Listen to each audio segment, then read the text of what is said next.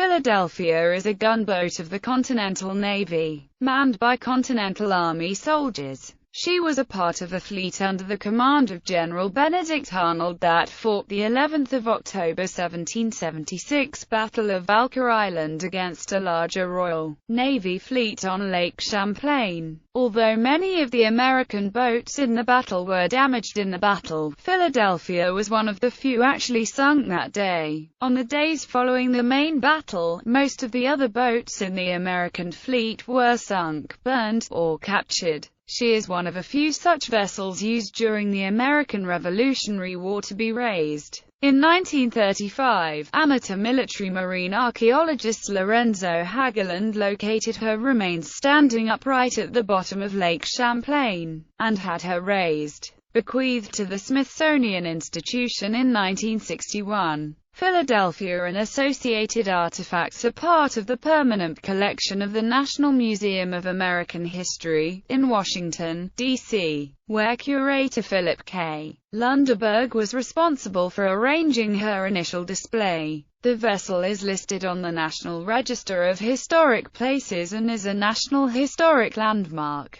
Background: the American Revolutionary War, which began in April 1775 with the battles of Lexington and Concord, widened in September 1775 when the Continental Army embarked on an invasion of the British province of Quebec. The province was viewed by the Second Continental Congress as a potential avenue for British forces to attack and divide the rebellious colonies, and was at the time lightly defended. The invasion reached a peak on December 31, 1775, when the Battle of Quebec ended in disaster for the Americans. In the spring of 1776, 10,000 British and German troops arrived in Quebec, and General Guy Carleton, the provincial governor, drove the Continental Army out of Quebec and back to Fort Ticonderoga. Carleton then launched his own offensive intended to reach the Hudson River, whose navigable length begins south of Lake Champlain and extends down to New York City. Control of the upper Hudson would enable the British to link their forces in Quebec with those in New York. Recently captured in the New York campaign by Major General William Howe, this strategy would separate the American colonies of New England from those farther south and potentially quash the rebellion. The only ships on the lake following the American retreat from Quebec were those of a small fleet of lightly armed ships that Benedict Arnold had assembled following the capture of Fort Ticonderoga in May 1775. This fleet, even if it had been in British hands, was too small to transport the large British army to Fort Ticonderoga. Fleet development. During their retreat from Quebec, the Americans carefully took or destroyed all ships on Lake Champlain that might prove useful to the British. When Arnold and his troops, making up the rear guard of the army, abandoned Fort St. John, they burned or sank all the boats they could not use, and set fire to the sawmill and the fort. These actions effectively denied the British any hope of immediately moving onto the lake. The two sides set about building fleets, the British at St. John and the Americans at the other end of the lake in Scensborough. While planning Quebec's defences in 1775, General Carleton had anticipated the problem of transportation on Lake Champlain, and had requested the provisioning of prefabricated ships from Europe. Because of this planning, the British were able to assemble a fleet that significantly overpowered that of the Americans. In total, the British fleet had more firepower than the Americans' 15 vessels, with more than 80 guns outweighing the 74 smaller American guns. The American shipbuilding effort at Scensborough was overseen by Herman S. Schuyler, and the outfitting was managed by military engineer Jeduthan Baldwin. Schuyler began work in April to produce boats larger and more suitable for combat than the small shallow draft boats known as bateaux that were used for transport on the lake. The process eventually came to involve General Benedict Arnold, who was an experienced ship's captain, and David Waterbury, a Connecticut militia leader with maritime experience. Major General Horatio Gates, in charge of the overall defense of the lake. eventually asked Arnold to take more responsibility in the shipbuilding effort. Because I am entirely uninformed as to marine affairs. Construction of Philadelphia. Philadelphia was one of 8 gundalows constructed at Skenesborough. She was laid down early in July 1776 and launched in mid-August. Constructed primarily of oak, she was larger than a bateau at 53 feet 2 in long with a beam of 15 feet 2 in. She featured a single 36-foot mast with square-rigged sail and topsail, and mounted 3 cannons, one 12-pounder facing forward and 2 9-pounders facing port and starboard respectively. She also had mounting points for up to 8 swivel guns, and was estimated by the Smithsonian to displace 29 long tons. Late in her construction, General Arnold ordered that her aft deck be raised in order to accommodate a mortar. This modification was apparently undone after the mortar exploded during test firing at Fort Ticonderoga. In order to maintain equilibrium, ballast rocks were probably used in the aft portion of the boat once the mortar was removed. For the relative comfort of its crew,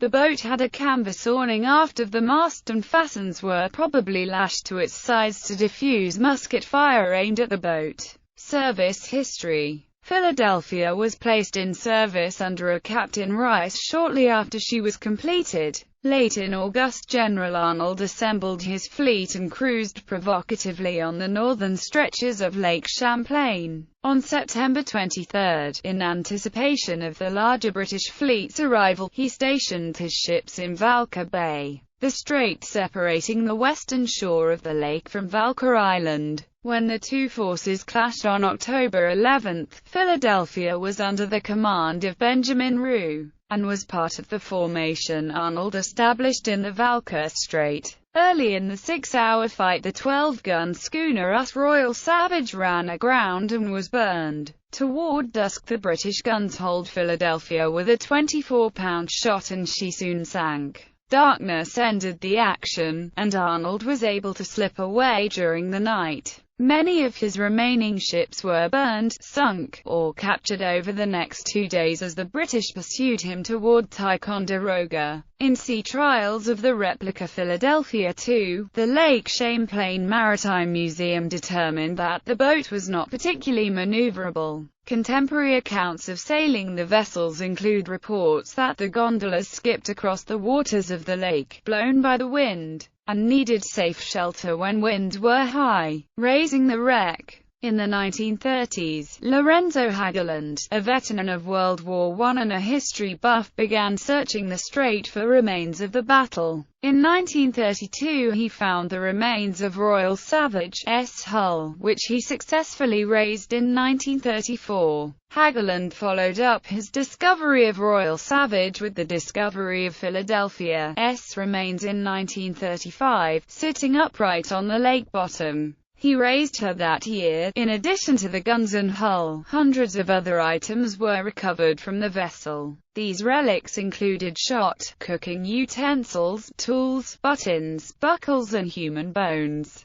Philadelphia was exhibited at various locations on Lake Champlain and the Hudson River before becoming a long-term display at Exeter, New York. Lorenzo Hagelund spent years searching for other ships in Arnold's fleet, and raised another gunboat in 1952. Funding for a structure to house that find in the Royal Savage fell through, and that boat's remains were eventually ruined through neglect and looting. In the wake of that failure, Hagelund approached the Smithsonian Institution to preserve Philadelphia, and in 1961, bequeathed her and associated artifacts to that organization. According to the Whitehall Times, the remains had suffered more damage during their time above water than below. The boat and artifacts are now part of the permanent collection of the National Museum of American History, in Washington, D.C. She is listed on the National Register of Historic Places and is designated a National Historic Landmark.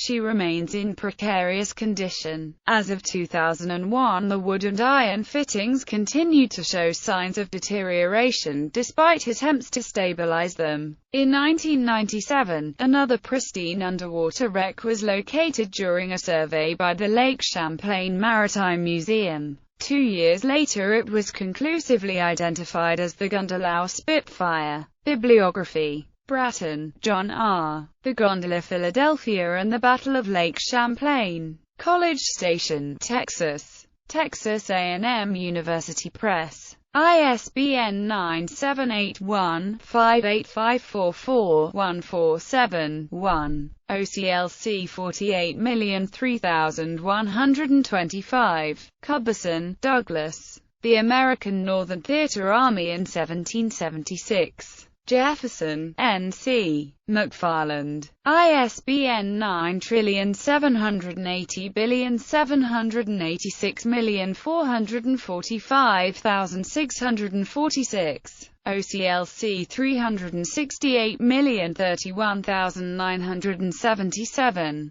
Hamilton, Edward. Fort Ticonderoga, Key to a Continent. Boston. Little, Brown. OCLC 965281. Malcolmson, Robert. Warships of the Great Lakes 1754–1834. Annapolis, Maryland. Naval Institute Press. ISBN 1-55750-910-7. OCLC 47213837. This work contains detailed specifications for most of the watercraft used in the Battle of Valker Island, as well as copies of draft documents for some of them. Miller, Nathan. Sea of Glory. The Continental Navy Fights for Independence. New York. David McKay. ISBN 0-679-50392-7. OCLC 844299. Morrissey, Brendan. Quebec 1775. The American Invasion of Canada. Hook, Adam, translator. Oxford. Osprey Publishing. ISBN 978-1-84176-681-2. OCLC 52359702. Nelson, James L. Benedict Arnold's Navy. New York. McGraw-Hill. ISBN 978-0-07-146806-0. OCLC 255396879. Silverstone, Paul H. The Sailing Navy, 1775–1854. 1775–1854. New York. CRC Press. ISBN 978-0-415-97872-9. OCLC 63178925. Stanley, George. Canada invaded 1775–1776. Toronto. Hackett. ISBN 978-0-88866-578-2. OCLC 4807930.